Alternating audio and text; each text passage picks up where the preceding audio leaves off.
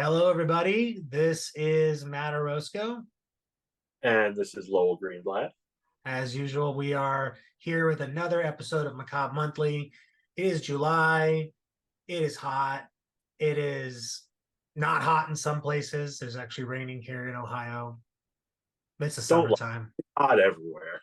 It is. It was like 80 degrees and then hot or then rain. At least you have rain. We just have humidity. Blech. But I'm not living in Florida or somewhere that's incredibly hot during this time of year, so I can't really complain. But I'd love some rain right Yeah, now. I am glad to not be in a super hot state anymore. But nonetheless, we're not here to talk about the weather. We're here to talk about horror movies. This is episode 118 Gee. of I know. We're getting into 2-0 territory. And this episode is about our favorite first time watches, which it'll be interesting. I'd be curious to know your approach to this because I kind of had some questions, but I was like, you know what, I'm gonna freestyle it. So Yeah, that's fair. I mean, a first time watch could mean a lot of things, like your first reaction to a movie, the experience watching it. I just kind of put it all in a blender and, you know, came out with my five, but should be fun. I mean, that was the part I was thinking the whole time was like, do I put movies that like are my favorite movies, like, but then are my favorite movies that I enjoyed the first time I watched them? Is it more about the experience I had when I first watched it? I always need to rewatch a Coen Brothers movie before I fully appreciate it. Like That's fair. for their movies, it's not necessarily that I instantly disliked any of them, but like I always have to see it a few times to realize, oh, that's a. As I was saying, oh, your camera looks a little better now. Less blue, less like the thing from the thing is shining on you, which I know I would have was trying to been be cool effect, cheeky but over that's here, but I dropped it. it worked. Hey, don't sell yourself short. You've got plenty of cheek. Um, but yeah, anyway, Big Lebowski and Fargo. I liked them upon my first viewings, but I didn't realize they were two of like some of the best movies in the past 50 years until later viewings. So Yeah. it's all relative. Also, can you hear the Rocky Horror in the background? No, but if I Yeah, can, that's not a bad thing. That's of all the interjections, not at all. that's top of the list as far as things that you want to hear maybe in the background. It's Um, true. if I hear someone sit karaokeing to it, I'll be even happier. That's If fair. it's your dog, I'll be like, wow, this is amazing. I know we trained him very well. Yes. Yeah, I agree with you about some movies I did not have a full appreciation for until I rewatched. In fact, I'm actually a big proponent of rewatching movies after a certain period of time to see if opinions have changed, even if they're movies that like I didn't like. Like we've talked about It Follows before, and like my history with like trying to enjoy it. But the reason I kept going back to it, I'm Mm-hmm. using past tense because I'm not doing that again. Oh, I've done it enough times where like that opinion is not going to change. But um, I did find like I did appreciate a little bit more about it each time. But I do think your mind does change, your tastes change. We age, and some of us like fine wine, and some of us like cheese. totally. Valuable but smelly. Maybe this So could be another top five down the line, top five rediscoveries or like mood or changing. like hate to I think, love. yeah, I like it. We'll just file that away. Yep. Anyway, go. Yeah. So what have you been watching? Well, I made the mistake of telling my wife that there was a Jaws 2 and it wasn't so bad, which it isn't so bad. Jaws 2 is actually pretty good. But when I told her this, she was like, there's a Jaws 2? And I said, well, there's four Jaws movies.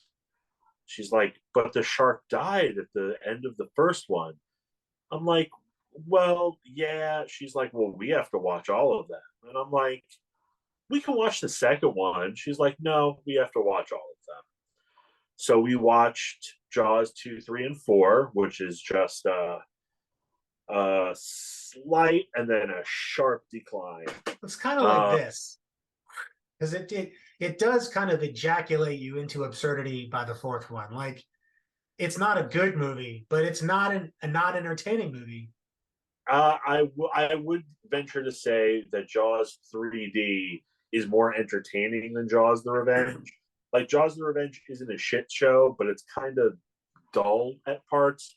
Whereas Jaws 3D is just like a rollicking good time pretty much all the way through. But Jaws 2, honestly, second best shark movie ever made for my money. Like, and that's it's fine.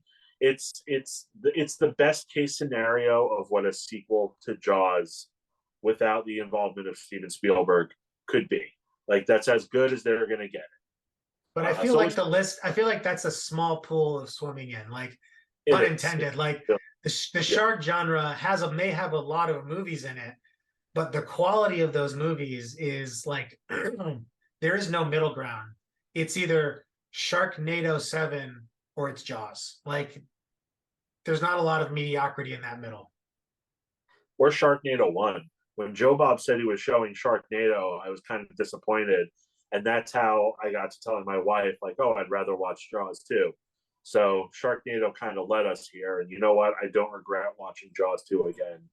I would absolutely get a special edition of Jaws 2, which they're releasing, but Yeah, it's just just came out. yeah, but there's nothing else really in it. But I'm probably still going to get it because Jaws 2 is a worthwhile horror sequel. Wait for like Black Friday or something like that when like a lot of those movies will just get discounted to shit. So because Yeah, I'm a big proponent now. Like if I'm gonna upgrade, like I'm gonna get a deal on it. Like I am not paying full price that's again. fair. Yeah, Unless it's like a boutique label, which I'm a fucking shill for, as you know, you I and I know. both know. I was so disappointed when Second Sight said they were releasing May and then it's Region B. I I'm just like, bought it no, though. I know the black case means that it's 4K. You can't violate the rules. Blue case is Blu-ray. Black case is 4K. No. So someone in America, please put out a Region A or Region Free version of May, because you're killing me. You're just killing me. I need When it. it, I just literally bought that in the Martyrs, or not Martyrs, the Frontiers set. Frontiers. I just bought those today, and they shipped or bought them yesterday. They shipped out today.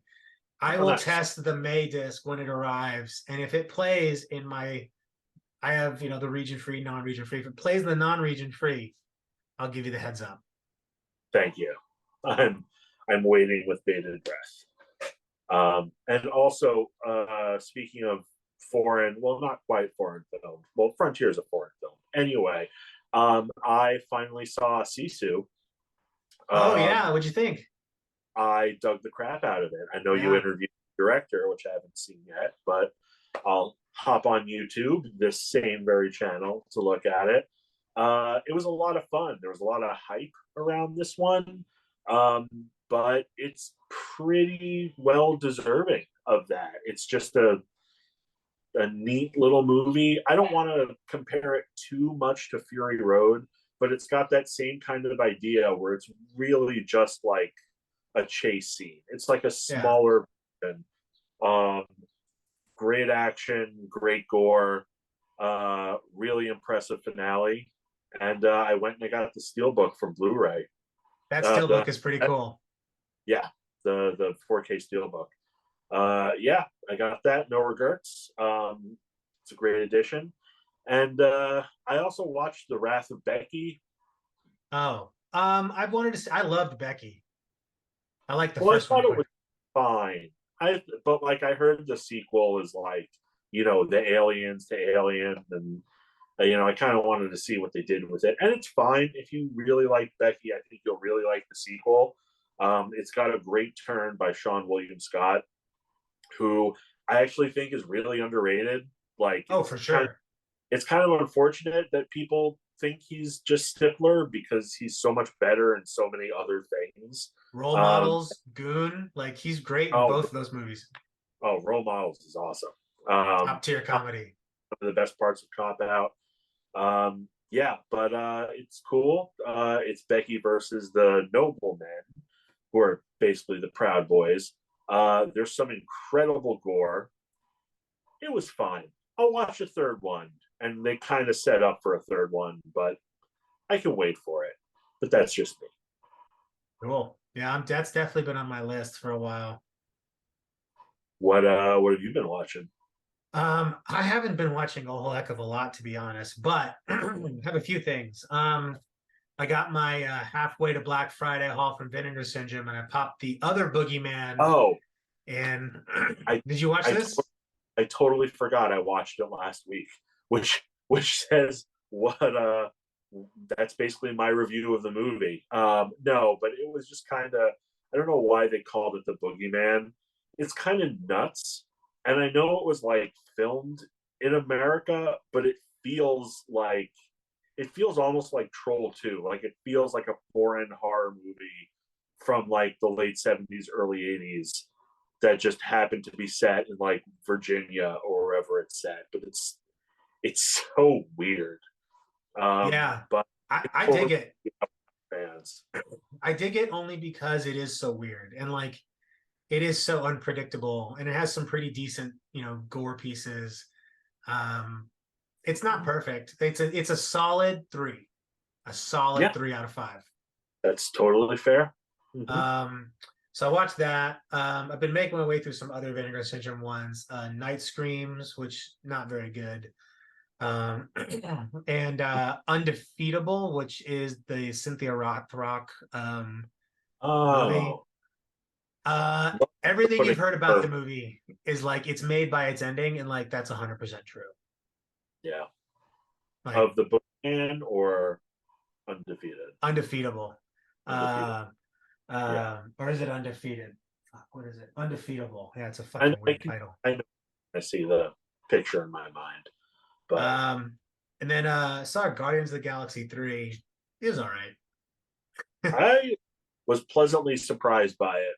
I was like holding my breath all the way through because there aren't many great part three trilogy cappers. I think this one is like this was a big sigh of relief. I really liked it. Not quite horror, but there is some stuff in there that I cannot For sure. believe is in a Disney movie. Some like really, This is a it hard PG-13, which yeah, I but like. I haven't seen a hard PG-13 movie in a long time. yeah, They and had one like there's fuck in there. the only fuck in the MCU probably for now. But yeah, just some really gross, slimy stuff from the mind of James Gunn. Yeah, I hope we haven't. I hope horror hasn't lost him entirely. Like I know he sneaks genre stuff into everything he does, but like I hope he does get to make another full-on genre film someday if he wants to. I want him to. Yeah, I would see it. I don't know if that's going to happen. I feel like he's probably like I look at it more like he's become part of the business of filmmaking more than like the creation, which like he's still obviously involved in a creative capacity, but he's also running DC. So like Yeah. um he's gonna be more behind. I would love to see him do a horror movie, but I just feel like he would have, I mean, maybe if we'll get like, I don't know, if they bring like It's the still Justice in a League Dark or like the new Constantine movie provides an opportunity for at least, maybe he'll do some. I mean, hey, if he does a Swamp Thing, I'll fucking watch it. Um well, James Mangold's doing the next Swamp Thing, ooh, fresh off Indiana Jones. Excuse me. So I don't know what that's going to be, but I'll definitely see it. yeah. Yeah. So yeah, the Guardians of the Galaxy was all right. I didn't dislike it. Just I was like, oh, okay, this is. I think I just have Marvel fatigue, like badly. Fair. Um, and then a couple Shutter originals, Quicksand, which just came out I think last Friday. Definitely more like thriller than horror, but has definitely some horror elements in there. Um, interesting premise. Two a almost estranged couple get stuck in quicksand together in the Colombian jungle. Um, so yeah, it's good. I recommend it. It's also like hour 40, so like it's not over long. Same with, and then my ultimate recommend of the week is Unwelcome, another Shutter Oh, original. Have you seen I it? saw that a few weeks ago when it came out. Yeah, that was a lot of fun. Yeah, it definitely it does a pivot at like the third act that I was like, at first I was like, I don't know if I like this, but I'm like, I fucking like this because it just went all in on like the absurdity of that pivot. Mhm. And apparently those are real. Like that's a real legend. I did not know this. Yeah, yeah, it is. They show up in like the Dresden File books and like some other, like, I think Celtic horror. But yeah, they're actually called the Red Caps Yeah, because the they red have. caps. Yeah, I was not expecting the creature feature angle of that to come in when it did, but I'm glad it did For because sure. yeah, it brought It it home. worked. It worked. Yeah, Yeah, and then that's it. That's it. I've not seen much else. But with that, we have a website thing going on here. doing We do. yeah. I just showed everyone my email there. Great. Uh, So Macabre Daily, that's the site we contribute towards. And That's that's us. That old chestnut. Let's check out some news though from the past month. So summer scares, most anticipated horror novels. Lowell, you are a much faster reader than I am. Are you reading any of these? not at the moment, but I've certainly heard of some of them. Uh, Let me. Oh yeah, Beast You Are is that's an anthology by Paul Tremblay, and I do like him a lot, so I will definitely pick that up. But I gotta see. I am very curious to hear about all of these because I'm enjoying the latest wave of horror fiction from like Stephen Graham Jones and Brady Hendricks, and I'm still waiting for Clown in a Cornfield 3. Did you ever get to number 2, or did you finish number 1? Finished number one. Haven't read number two. I'm currently reading the Final Girl group. Oh, the Final Girl Survival Guy. Oh, that's Yeah, my favorite Brady Hendrix. I like within 10 pages, I was like, oh, this is for me. This is entirely for me. I love this so hard. And it just stays that good all the way throughout for me. But well, yeah, these all look pretty good. I get enthused by covers because I'm a simpleton. yeah, Uh, I will check them out. I'm reading Lance Henriksen's autobiography now. Not oh, that human. Um, any and good?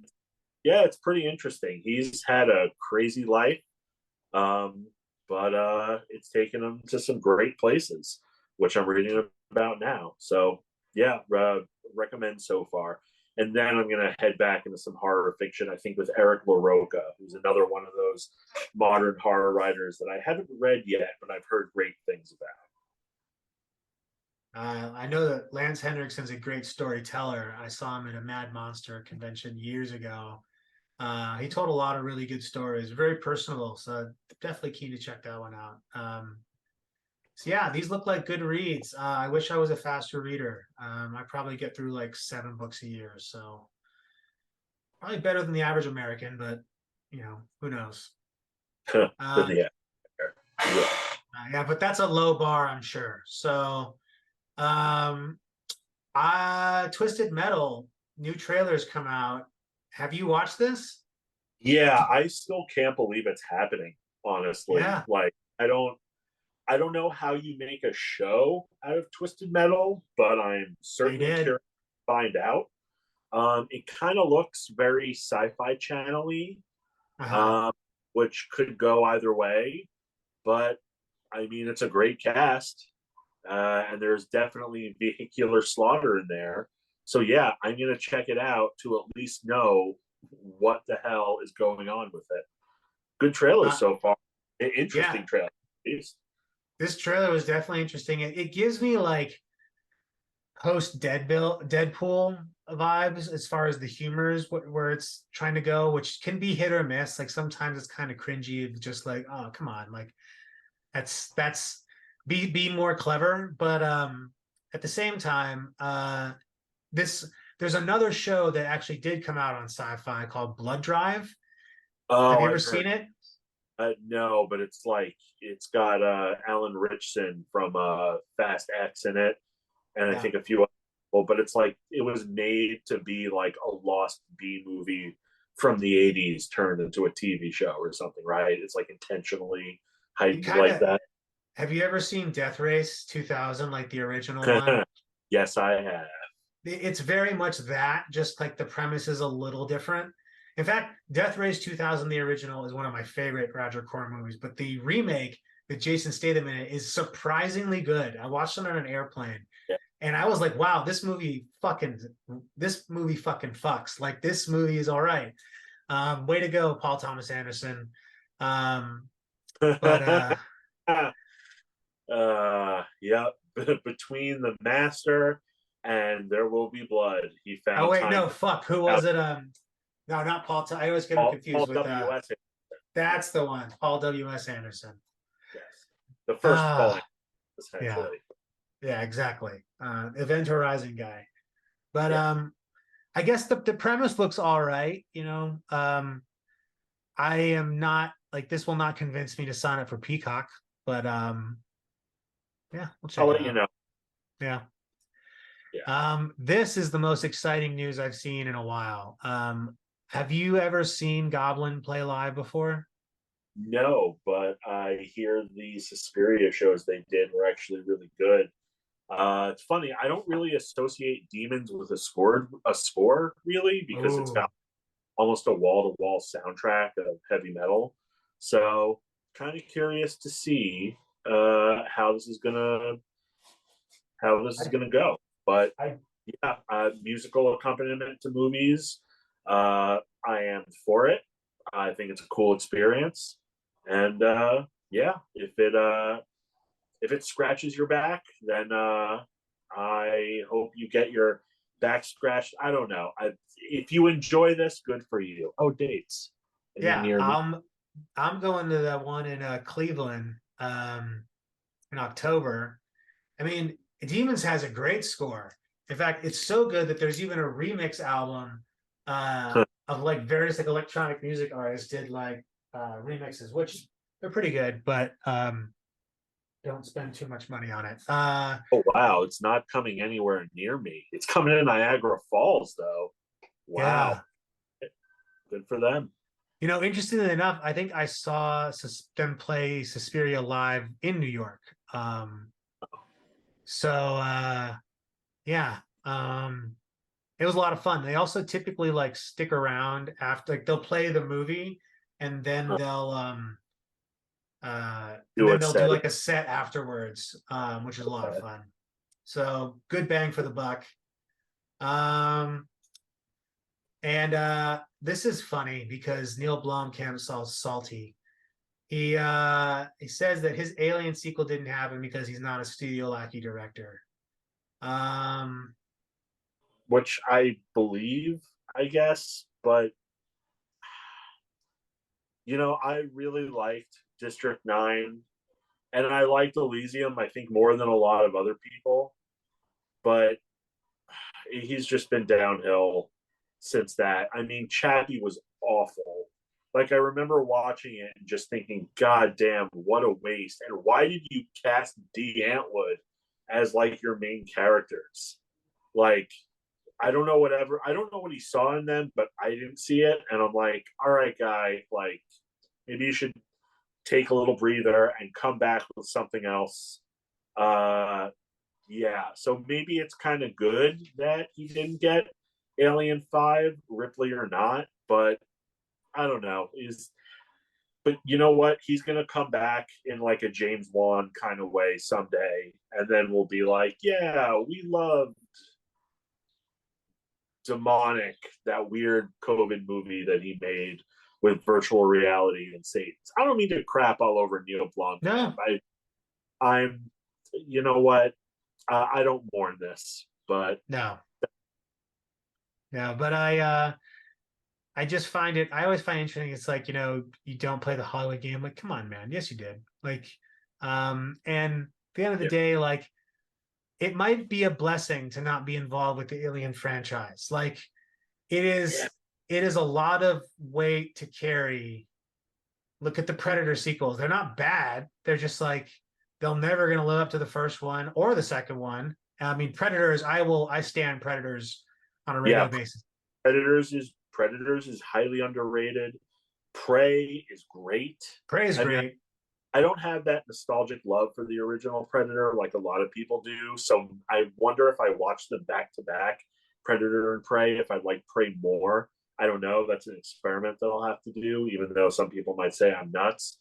But man, that Fede Alvarez alien movie, I I don't know, man. It just seems like teenagers in space and there's an alien. Like you don't need Ripley to make an alien movie, but like it helps. Like what's your alien movie what is an alien movie going to be going Well, forward? I have no idea.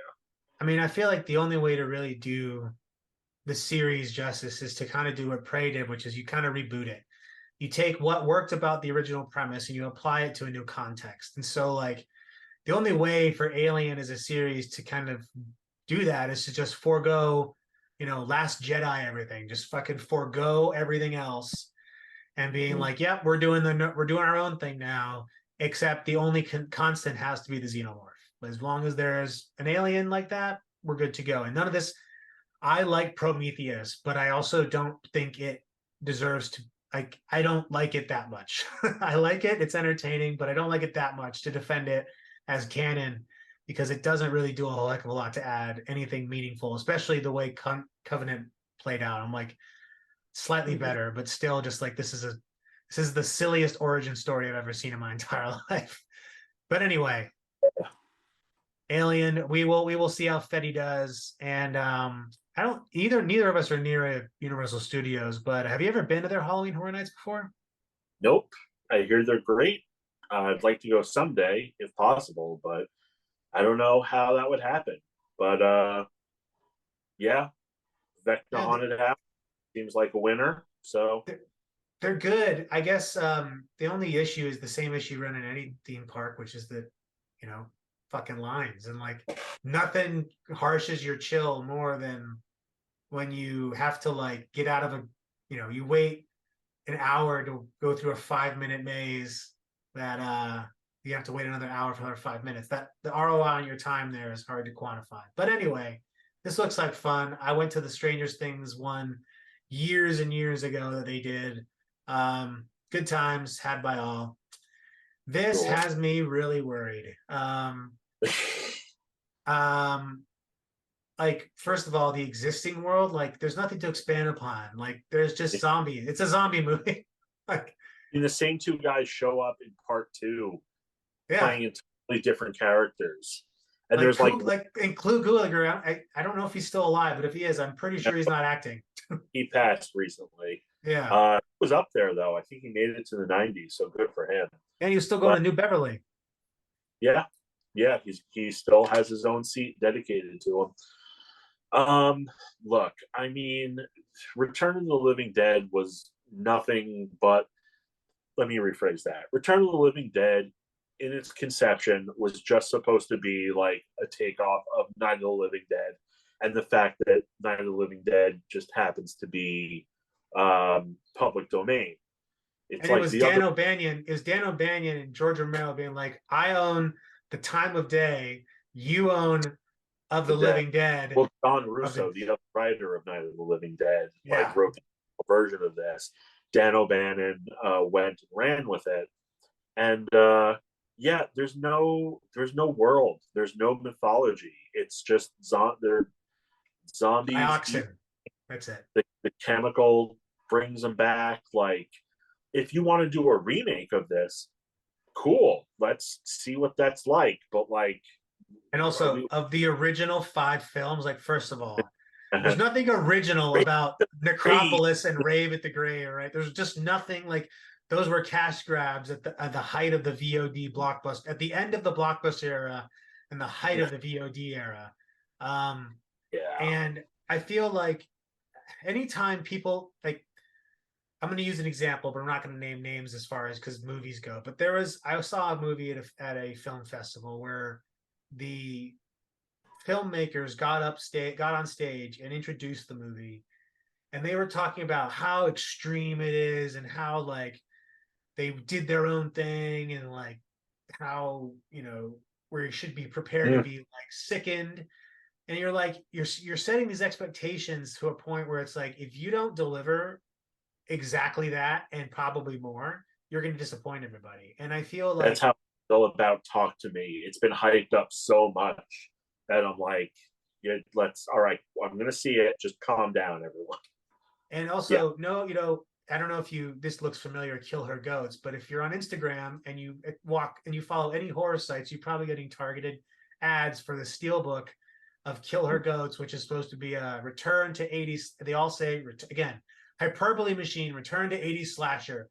And I haven't seen the movie. It's on my list, but I also like there's nowhere to watch except buying it, and I'm not blind buying it because I think it's like $30. Uh, but everything I've heard about it is it's fine. It's got a lot of tits, and like I think I don't know, I just really wish we would pull back on the marketing machine on some of these things. Like, fine, you want to reboot Return of the Living Dead? Great, good luck, Reboot Godspeed. Return of the Living Dead, and not even because I'm precious about it. Just come Do up with something new.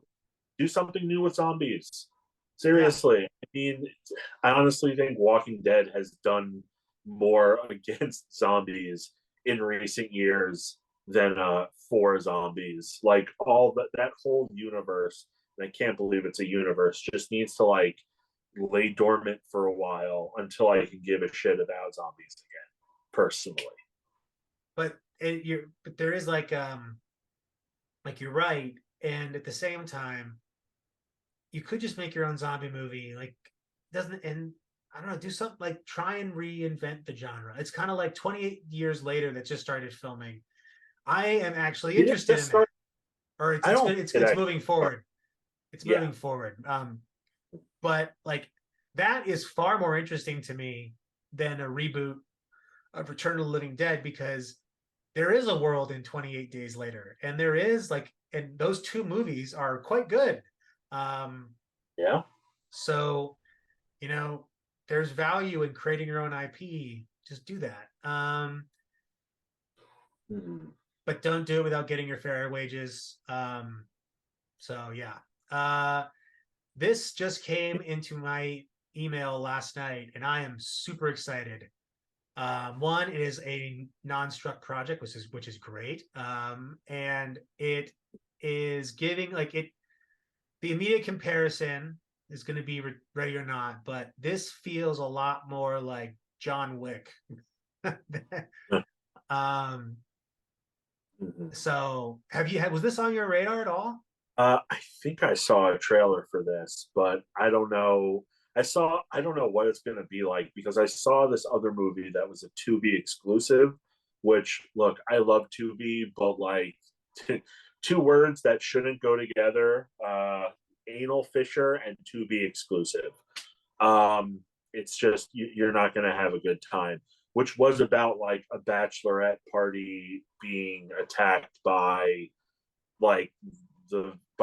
the husband to be and like vampires, and it just wasn't for me.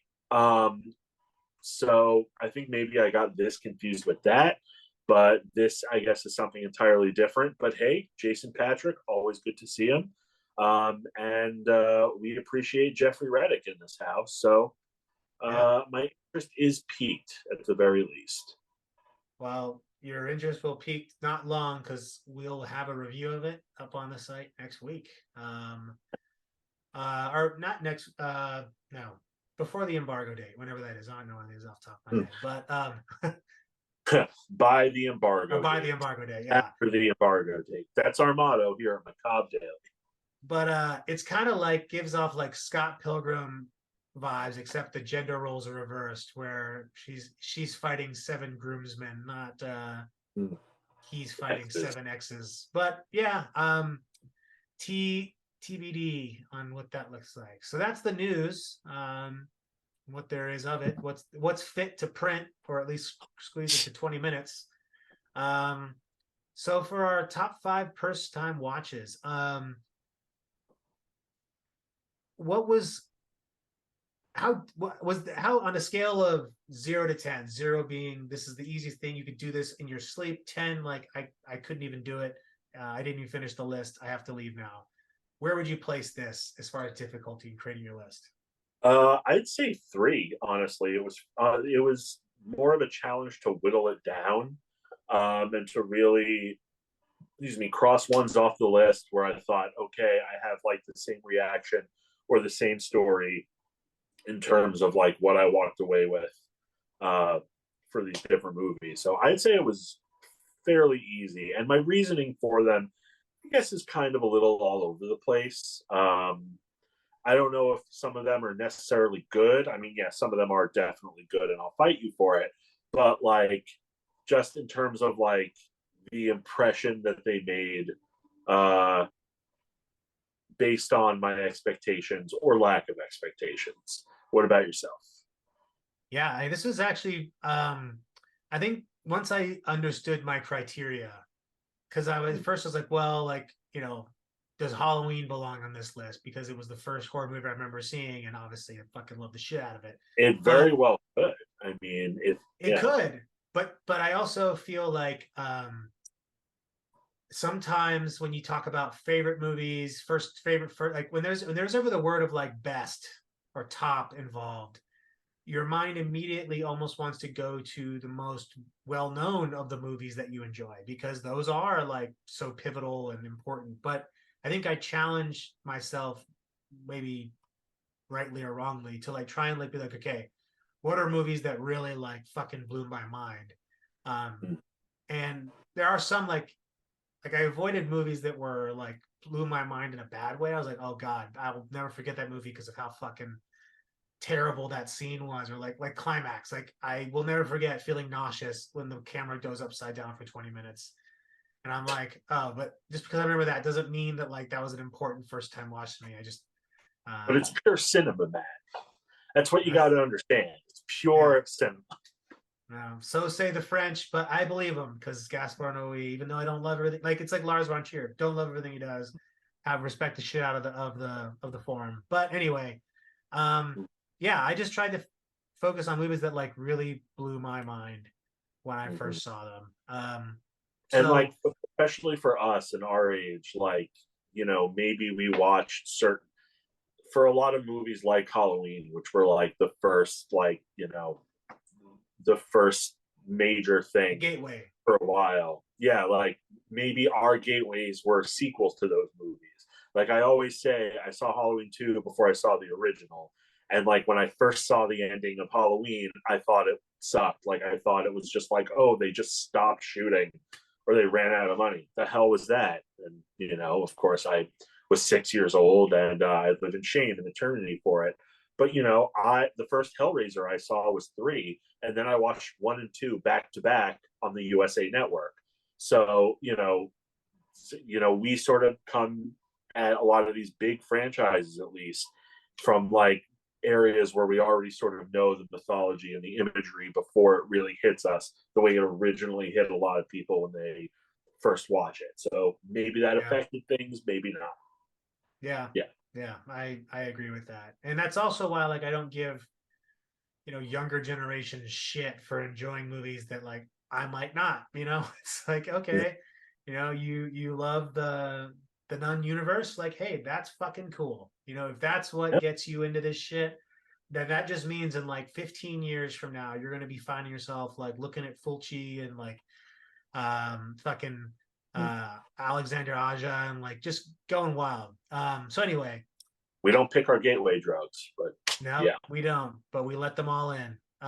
So what's the first? And I don't. I'm assuming you're going about this with no particular ordering in mind. More just these are five really pivotal ones, or are these in some Yeah, sort of no, sequential order? no particular order for me. But actually, speaking of Alexandre Aja and speaking of the French, um, one of them, the one that I'll start with, is Inside by Maureen Bustillo. And I remember I've I think I've only seen it all the way through once, which is fine with me because I remember as I'm watching it, and like I rented it in 2007 when it came out, and there was a lot of hype around it. And I remember I'm watching it and I'm loving it, and it felt like, people complain that slasher movies aren't really scary. They haven't been scary in forever. They're just all about the gore. And I remember and the kills, and I remember watching it and thinking it's scary, and they use the gore sort of as like punctuations in a sentence. Like there is blood, there is like the syrupy stuff, but like it's all in favor of making you feel unease and like scaring you, as opposed to like, look at our effects budget. um and I don't want to ruin it, but the ending just, I was like, oh, you're doing it, oh, you're doing it, oh god, oh god. And like it is technically, I don't want to ruin anything. It's, a pregnant woman stalked in her house, like Halloween, but Laurie Strode is pregnant, sort of. But like it it goes there in a way where, yeah, by the rules of this, it has every right to go there because it's what we've set up for you, but you still don't expect it, and then it happens, and you're just like completely. For me, I was like, okay, I don't know if I could ever watch that again, but that was incredible. So Yeah, yeah. the French. I mean, there. I mean, I will I will stick with you and go with my French film because there is a French film on my list. But Inside definitely is.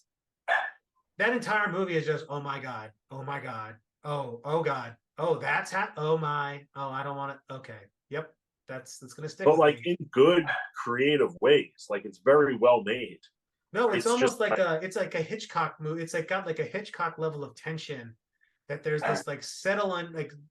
I mean, it's far more exacerbated because it's just more intense, but there's this just ratcheting, like you're going up a roller coaster and going down, and it's all over the place. And it's quick. It's like 80-90 minutes, something like that, isn't yep, it? in and out. Yep. The way we like them. Yes. All right, so mine probably would be on a handful of other folks' lists as well as Martyrs. Um, Mm-hmm. this movie fucked me up when I first saw it. And not in a bad way, but in a way I was like, I don't know what I just saw, and I don't know. Yeah, like it stuck with me so much that I didn't watch it again for a very long time. Not because I was like put off by it, but more like I don't know if I could put myself through that again. But I want to, kind of like watching Requiem for a Dream. It's like I don't like where this goes, but I really enjoy parts of that journey and the way it's like the visual, the style of it all. I Um, forgot that I owned Requiem for a Dream. I had a DVD of it for like ever, and I haven't seen it since like 2005. the Lionsgate Artisan Series one. Yeah, with the weird menus and stuff like that. And they just announced the 4K recently that came out not long ago. And I was like, ooh. And then I was instantly like, no, no, I'm never going to watch this again. I But bought it and I watched it again, and yep, still as yep. fucking rough as the last five times I've seen it. But yeah, it's kind of how Martyrs is. But as I rewatched, like the reason I was so impactful is because you can't forget it. You will always think about it, and it left me with so many questions that I didn't fully even understand some of the themes until I watched it again. But that first time was just like, and I remember how I saw it too was kind of important. I used to be part of the remember when like Divx was a really big thing, like downloading like all kinds of movies from like this was like pre-torrent days even. Um, I used to download like rips of movies that I could not get anywhere, and I ended up getting a rip of Martyrs, and I was like, all right, fuck yeah. sometimes that back then, before international distribution and region free everything, that's just how you saw it. You know, that sometimes that was the only way. But Yeah. So yeah. I remember seeing it that way too, and I was like, oh fuck yeah, this feels wrong, and it felt gross. So yeah, it all kind of added up to one extremely unpleasant, but also undeniably memorable experience. Ugh, martyrs. Um, Those French sure know how to fuck with us, don't they? yeah, remember when we thought it was like the Japanese and the Koreans who had like the sickest minds? No, it's the French. It was the French Yep. All the along.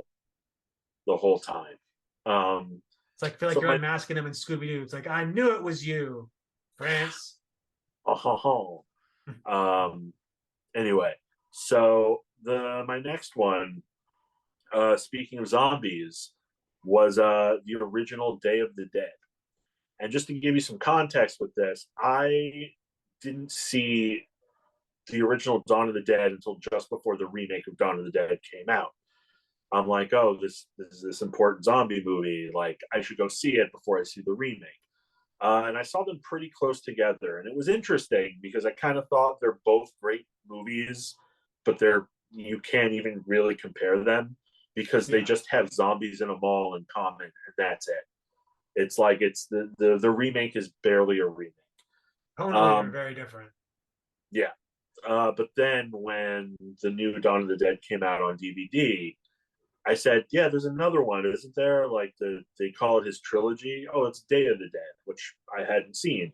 So I was like sleeping over in a guest room somewhere, and I had a DVD of Day of the Dead, and I watched it on my laptop, and I was just blown completely away by it.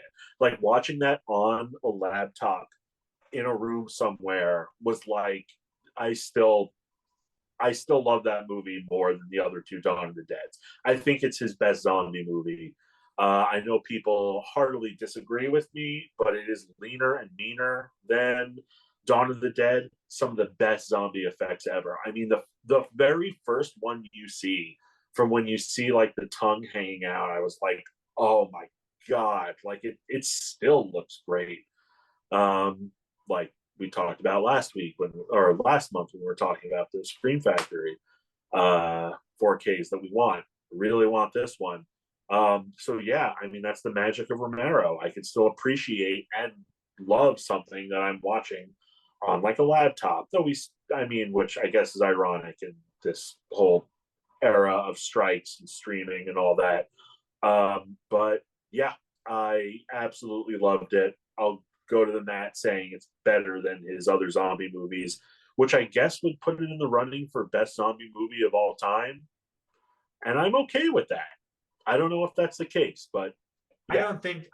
I would not classify that as a hot take by a long shot because I think Day of the Dead is a movie that like I prefer Dawn of the Dead, but that's like kind of like saying I like Red Velvet more than I like, you know, chocolate. It's like I like fucking first of all, Red Velvet is fucking chocolate. It's just fucking dyed red. But like You but I son of just yeah, don't you ruin red velvet for me. Don't you do it. but the but it's like but Dawn, like I don't think that I think Day is a far more ambitious film and it is thematically far more dense than Dawn of the Dead. Like you can tell that Romero really knew he had perfected his ability to weave in social commentary, narrative, and horror into this like perfect amalgamation of like tension. Like it's a perfect zombie movie. It's And like the apotheosis of everything that he was writing towards. I know he yeah, said there was like a bigger version that didn't really get made and he had to like tone some stuff down and he brought it back. He brought some other stuff back in Land of the Dead.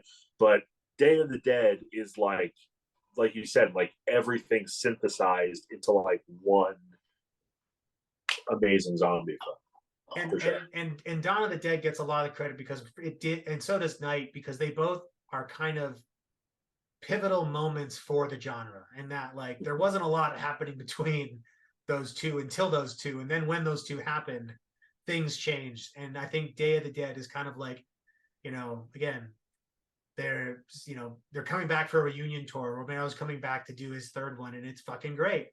Yeah. So yeah, that's a solid one. And I still have the Anchor Bay DVD because I think it has some special features on it that didn't get ported over to the Scream Factory one. Yes, yes, that is true. And I still sold my Anchor Bay DVD because I'm like, I don't know if I'll miss these, but I'm a completist. I'm a Oh, I hear completist, you. I hear you. no matter what I. Um, But yeah, all right. So yeah, I had a few on here. This is kind of hard. I'm kind of winging this next one. So, Phantasm.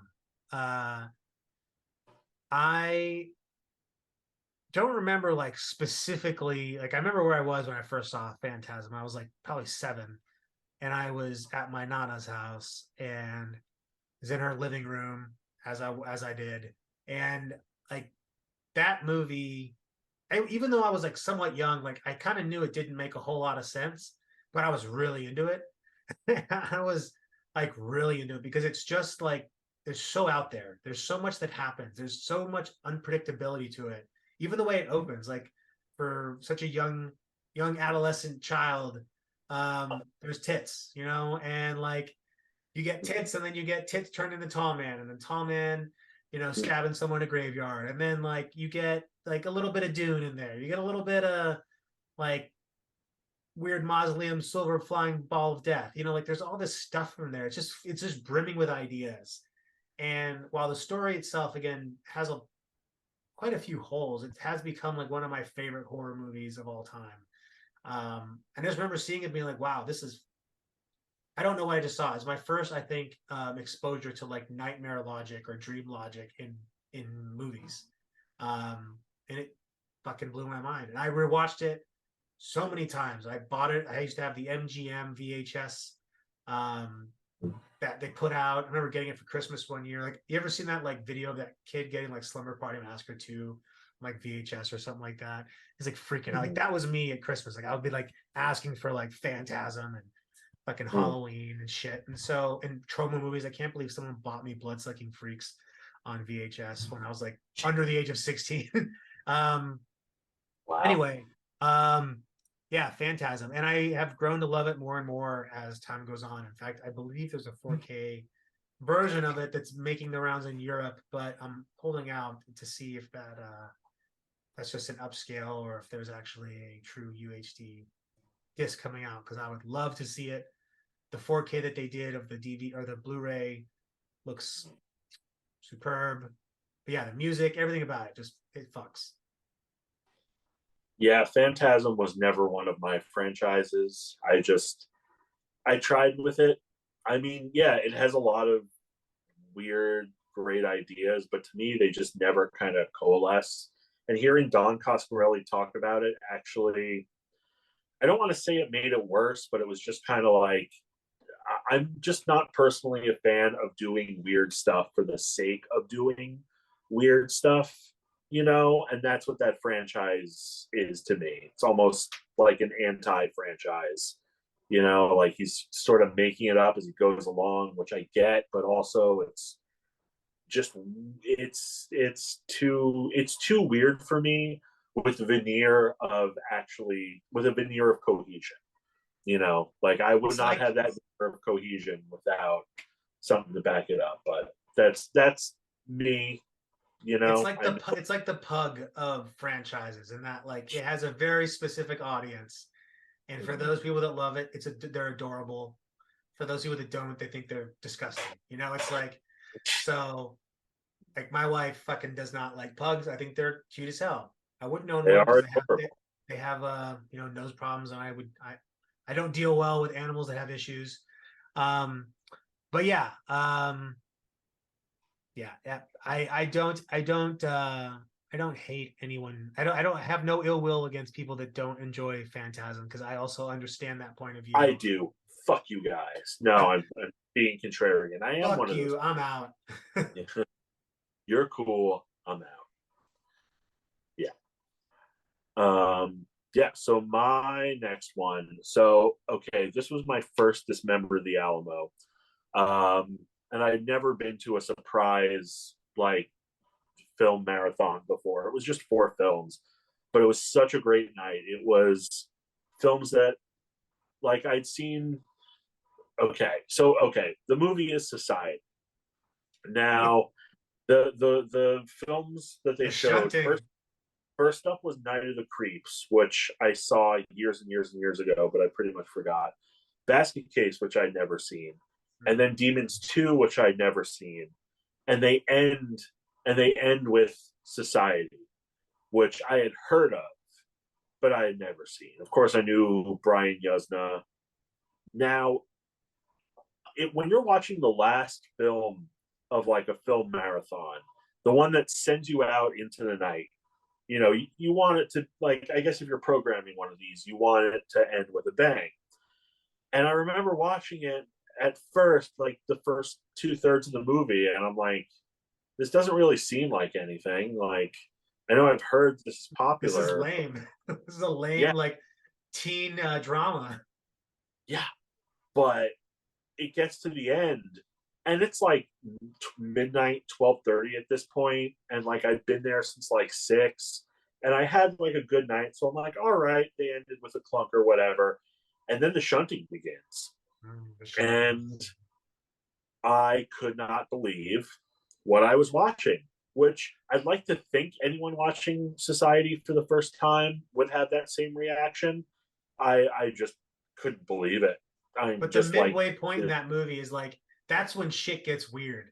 And they don't like it's almost like you're getting like it's kind of like you're dabbing a little hot sauce on your tongue, and then it gets to the shunting, and you just pour the whole fucking bottle in. then it's the bomb beyond insanity. Yeah, Yeah. yeah, totally nuts. Doesn't make a whole lot of sense. They don't even really get into it, but just like that last, like, holy shit. And I remember there were people who left the Dismember the Alamo sort of towards the end. And I guess people do that. Like I heard someone say, this is kind of fun, but if they don't show Evil Dead 2 or something like that next, I'm kind of out. And I'm just like, fuck you, this is great.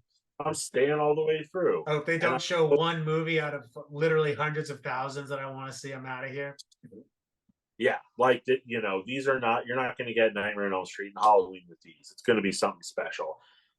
Which I wish Alamo would remember, because they brought back Dismember the Alamo at my previous the Alamo that I usually go to in Yonkers, and one, like, the third movie wasn't even a movie; it was just a compilation of direct to video trailers, like trailers for like Sledgehammer and things, and it's like, I guess not even Vinegar Syndrome, but Was it some. the AGFA like trailer Yeah, thing? yeah. Yeah. That's all it was, and we're all just sitting there like, are they going to show like? Is this like the interstitial trailers that they show between movies? And then it was like, no, that's the actual movie, and I was just kind of like, fuck, God, Dismember the Alamo. Like, I don't know what's happening with that. I mean, AGFA has a ton of movies that they could show us, and some of the movies were fun, but like, no trailer reels. Like, give us a real Dismember the Alamo again, please, movie gods. But yeah, that's my soapbox, and it ended with Society. Society is such a fun movie to watch with people who haven't seen it. Oh yeah. Because nothing can prepare you for what you see, Mm. especially non-horror people. Like I'm going to show my wife Society just to see what her reaction is. Um, It was Joe Bob's, I think, his final movie on one of the nights of the last drive-in, or one of the seasons of the I last think it drive-in. was wasn't that the first like marathon he did? Wasn't Society the last one? Yeah, I think it was He Tourist showed a Traps, lot of heaters. There was like Tourist Trap, Hellraiser, Reanimator. Macabre, yeah. Yeah, That was yeah. Before goddamn. we knew we were going to get him annually, which I'm Which thankful for. sidebar. He just celebrated. It's been 5 years. I don't know if you saw his post, but 5 years since Yeah, that, and his crazy. Instagram post was uh one of the most genuine things that I don't know. I just love that guy, and I'm Yeah, so glad he's back doing the stuff that. In fact, I've told you this before, but like he has a Patreon, yeah, for like $30 a month, and they do like private watch parties with him, and he does like commentary, and then he'll just talk to people at the end. Just the nicest dude. I hope he keeps doing this show for as long as he wants to do it. Totally. But all right. So my next one is gonna be uh Dead Alive. Um Yeah. or Brain Dead for those in other parts of the world, not the US. Um I distinctly remember this movie because again, it was something so we used to have a video store in Tucson, Arizona where I grew up called it's still there actually called Casa Video. And Casa Video was like the video store. Like they had everything. Um everything you possibly want. And they still carry like a lot. They still carry VHS. They still carry Blu-rays, DVDs. Um, and I remember seeking out like Dead Alive for the longest time and finding it there and being just fucking floored because I felt like I first and foremost wasn't supposed to be seeing this. I up to that point, because I was probably like a little over 10, somewhere between 10 and 13. I'd never seen anything that gory at that point. Like, and I didn't have the maturity to discern between like what is like over the top silly gore and what is like real gore. So I'm like, this is intense. I definitely picked up on Poor the me. humor. Yeah, Yeah. this poor baby. Oh my god. Who would want to be born in a world like this? I'm never going to New Zealand. But uh, yeah, I couldn't wait to watch it again. Like, especially in the VHS days, you would just pop the fucking rewind on that bad boy and, do it again. And that's like, I just couldn't wait to watch it again. I was like, eyes to the screen. The finale with the lawnmower is still like one of the most fun scenes of all time. Like, and I also like again, there's so much humor in it that like I didn't know how to I knew it was funny, but I was like, am I okay to laugh at this? So like I definitely found parts of it funny, but I probably didn't like laugh as much as I wanted to just because I'm like, I feel kind of weird laughing at, this baby getting fucking ransacked all over a playground or, the pus going into the fucking pea soup. Oh Um, God. but it was a So total floodgates open after that movie. I'm like, I gotta find more about this Peter Jackson guy. Like that's when I found out bad bad taste. Bad Me. Taste and Oh, Meet the Feebles. Um, I hadn't come across Beautiful Creatures yet, but yeah, the movie just fucking changed my world. yeah, I definitely remember watching it for the first time. And it's another one of those like America doesn't make these. If we even knew how. I think we Definitely. could. I think that I think we have it. We have it in us. We just need to get over our own. We need to stop fucking leading with. I'm gonna do this in the same universe. Shit. Let's just make our own Yeah, original ideas. seriously. So my next one is the original Saw. Um, and I always used to Nice. say, I loved watching special features on DVDs where people said, "Oh, I remember where I was when I saw, Frankenstein or The Wolf Man or the original Halloween," or like, it's one of those like flashpoint moments for people when they saw a certain horror movie and it was just like, holy crap, I'd never seen that before. And I'm not like a massive Saw fan or anything. I don't even know what that new movie is going to be that takes place between Saw 1 and Saw 2. Like, and he goes to Mexico. All right, whatever. But I'll never forget, like, the audience went nuts the last, like, 10 minutes. And it's mostly two guys in a room. I mean, people forget that about the original Saw. You can say that it goes off the rails later in later films, but that first one, it's almost like a chamber piece. And speaking of like what I was saying about Inside, how it writes the check and then it cashes it. I could not. It's been almost 20 years. Like spoilers, whatever. When he starts cutting off his leg, his foot, I'm like, I cannot. What the fuck is happening? They changed the reels. This is the wrong movie. What's going on? And that happens, and the audience is freaking out. Like the like people yelling like and like not this it's not a rowdy audience, but it's like, you know, the movie's gone to such a fever pitch that people are like, shoot him, all this, and then you think it's over, and then he gets up, and it just like blew my hair back. I was like, whoa, like it got me. It just completely got Insert Vince McMahon me. face, like, oh, Yeah, yeah, no kidding. To the point where like, and people are flipping out, and then it ends, and it says directed by James Wan, and I half expected James Wan to like turn around from the seat behind me and be like, "Yeah, right." like, who is responsible for this? What just happened to me? Yeah, which none of the other sequels has really replicated. Not that they've really tried, but yeah, man, that first Saw, and you're not even expecting a sequel, you know, like because he's got cancer. Like you just think this is a singular experience that I just sat through, and I'll just always remember that. I'm a notorious. I'm a notorious disliker of that ending. But I also It's appreciate it. I appreciate it. I can only dislike it for that. Everything else about it works extremely well.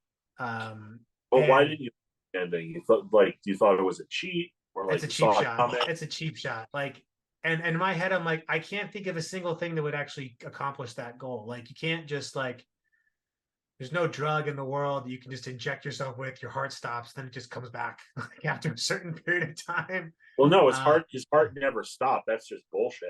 He's just oh, I guess they kind of say that in the sequels, but like no, he's just lying there. He's just yeah, like what? like Yeah, I did again. It's not like the word. It's like high tension. It's the same like thing. I'm like, you cannot pull some shit out of your ass. Like, um, ever think how much better that movie would have been if that just wasn't a twist? You know? it would be a top 10 fucking slasher movie like of all time. But we, yeah. But I also think like there's a lot to like Also, about high Saw. tension with the trailer during Saw for the American Oh wow. release. But Huh, anyway, continue. huh. It all comes full circle. This is our 6 degrees of Kevin Bacon, 6 degrees of Aja. Um, well, okay, for my next one, I had a really hard time with this. Freaks is my next one. The Todd Browning movie. And Coming it's up getting criteria thing. yeah 4K. When I'm there's a whole Todd Browning like box set they're putting out too, which looks just fucking amazing. I think it's only 3 movies, but I'm buying it. That's a day one purchase. I I still think Freaks is one of the best horror movies ever made. And because it speaks to like it calls out all of our all of our fallibility as human beings to not accept the other. It puts that front and center. It makes the other the main character in a way where it forces you as the viewer to be like this is the worldview I'm adopting, where the other is actually the person who looks like me. Um, and I still think very few movies have ever transmitted that kind of sentiment where like you constantly feel like you're a foreigner in this film because it's not about you. The characters are very different than most people, and the ending of that movie is still like some of the best tense filmmaking. Like it still works. Like you can watch the ending of Freaks and be like, "Oh, this is intense," you know, like this is getting out there. The scene with like the human caterpillar just crawling with the knife in his mouth, Yeah. like the rain, like there's it's just a beautifully shot made film. It's a really sad and like fucked up story, but it's also just a very like human story. Um, I love that movie. In fact, up until Criterion announced this, the only way to watch it was on DVD. There was no Blu-ray release. Wow. Um, but yeah, You know, love that movie. I know what happens in it, but I've never actually seen it. So I should. I know. Um, I know the ending. I know the last image. I know because it's in the canon. But I know I still have to watch it. and like it because there was like I believe it was a pre-code movie as well. So like it gets away with a lot of that shit that you Mm. couldn't get away with once the MPAA was established. And like I don't know, it's just there's so much about it that is just so memorable, and it's gonna look great in 4K. Like I have no doubt that Criterion's edition is gonna make that movie fucking whistle. Like it's gonna be amazing. And my next movie actually has a lot in common with Freaks, but we'll get there in a moment. Okay. I mean, I guess it's my last one. Is Hereditary, That I which had that on my list, by the way. Didn't yeah, didn't make it, but is on my list. because I mean the telephone pole, no one saw that coming. No, Was your but theater like? Was the theater like this? Huh?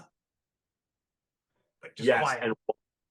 and one person let out a laugh, like a loud, nervous laugh, and it like died instantly. But it was just like yeah, just the air just sucked out of the room. Um, it was that, but it wasn't just that. It was also the seance scene that where like I still don't even know if Charlie's actually talking through her, but like it ends where they throw water on her to like wake her up. We're like in stadium seating, and right when that happened, a guy like sitting at the end of my row just got up and just yeeted out the door. Like the doors on the side, he's just up Nope.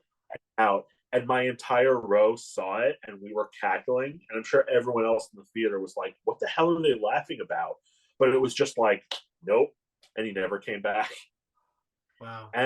And also the when he in the end, when he like wakes up in the bed and it's dark and like you slowly realize that she's there, but some people realize it before others. So people start like yelling and exclaiming in the theater, like, oh God. And I'm like, what? What am I looking at? He's just in bed. What am I? Oh my God. Like, it's almost like a magic eye painting. Like you see it when you see it. And yeah, just great audience experience. Just fucked all of our shit up. Yeah. And it was like, this is a horror classic that I just watched. Like, indisputable. I didn't know if it was the best horror movie of the year, but like I knew that like from that night I was going to be hearing about this movie like the rest of my life. So No, yeah, that is a I do feel like seeing that in the theater is a part of seeing like the few like modern horror history because yeah, there's real. very few movies that get everyone in the audience to shut the fuck up nowadays. And that movie did that instantaneously. And then from that point, like there's more moment. As soon as that happens, it's almost like you're slowly falling. And you can see everything that's happening as you're going, but you know you're falling. So you have that kind of impending dread, but it's being sustained by the sense of hope that you haven't hit the ground yet. And the parts like the part I've always talked about the Tony Collette scene where she's just berating the son at the table, I'm your mother. Yeah, and like when you see her in the corner, like that got my wife so good. yeah, Like the corner scene still freaks her out. yeah. No, that's the scene in the where like it's dark and then like people are seeing it. Yeah, yeah, because it all depends on whoever sees it first, and then a chain reaction starts. Totally. Yeah. Oh man, that's a good one. Could not agree more with your pick there. My last one is I had a tie between this and another one. So if we have runners up, I definitely have one. But it's Santa Sangre, which is a Jodorowsky film. Um, Still haven't seen all of it, but once again, I know I have to. it is uh, it's I wouldn't say it's one of my favorite. Like, it's not in my top 5 movies, but it's probably in my top 20. Mhm. Because there's nothing else like it. There's so much that you'll see in that movie that just doesn't like it's visually striking, beautiful, gross, like interesting. And again, it takes place in a circus. And then there's just so much about it that's just weird. Like just the whole premise of that he is his mom's hands. for her, and like the dynamic between him and his mom, um, the yeah, just there's like the blood church, like there's just so much about it that is just fucking weird. But it's also really like kind of moving in a strange way. The movie that's like is so out there also has a lot more heart than most like movies like that would have. And it is far more emotionally deep than like I would have ever thought and even expected going into, when you watch like weird, strange art house movies, especially like you don't expect to get a strong emotional feel out of it. You kind of get like that art emotional feel where you're like, oh, I'm moved by this because it's beautiful looking. But yeah, Ton Sangre is a heaps of fun, and like the Severin 4K set has a heaps of great bonus features on there as well. A lot of which are really just to hear like because his son died. I think before or after that movie was made. And like there's just a lot of like pain and like the conversation he talks about it, and his kids were all in the movie, like his whole family stars in the movie. It's a wild, just a wild, interesting film, and it's even more interesting the more you kind of learn and read about it. But I'll never forget seeing that one. And only saw it up until like a couple years ago. It was the first time I saw it. I watched it twice since then.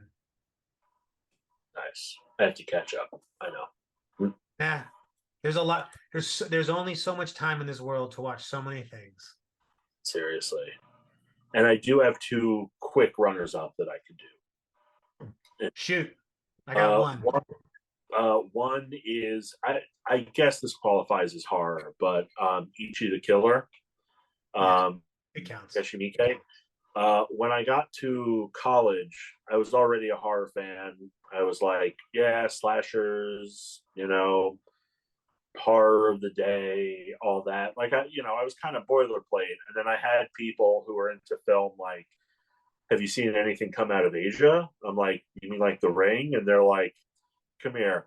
And they sat me down and they showed me like Battle Royale, Happiness of the Categories, Audition, Old Boy, and Ichi the Killer in particular was just like, why aren't they cutting? Why aren't they cutting? Why is this still happening?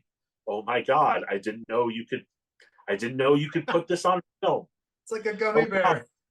oh God, I like tempura. No, no. Um, yeah, so Ichi the Killer burned in my brain. And Kakihara, the guy who played him, I think he was Scorpion in the latest Mortal Kombat. Like he has, or Scorpion or Raiden, I forget which, but he's had a career in like Western movies as well as Asian films. Um, but I'm always like Kakihara. And my other one, which may be kind of a surprise, is Ty West, The Sacrament, which still to this day is one of the scariest films I've ever seen. Like the air of dread that he creates, like I'm like, where is this going? What's going to happen? And then when it's revealed that it's a Jonestown situation, that they basically do the same thing, I was actually kind of relieved because I was like, oh, okay. I thought they were going to like summon a demon or something like that, but I'm just like, what is this creepy cult going to do? So I think it's still his best movie, and I can't wait for Maxine. But yeah, I love the guy who played like the Jim Jones character in that. He did yeah, such a great job. Dean Jones in real life, which is hilarious. Yeah, My runner-up was Anguish, which is a movie that has Zelda Rubinstein in it. It's probably the only notable is that Ken actress. Russell? I don't think it's Ken Russell. I don't I remember feel like who I, it is. but It's not on it's not on any like I have like a German import Blu-ray. Um okay, who did yeah. I remember it is very German, uh but yeah, who's this? Bigas Luna. That's the director. Um yeah, Michael Lerner's in it. I guess he's the only character. But like this movie is so fucking weird.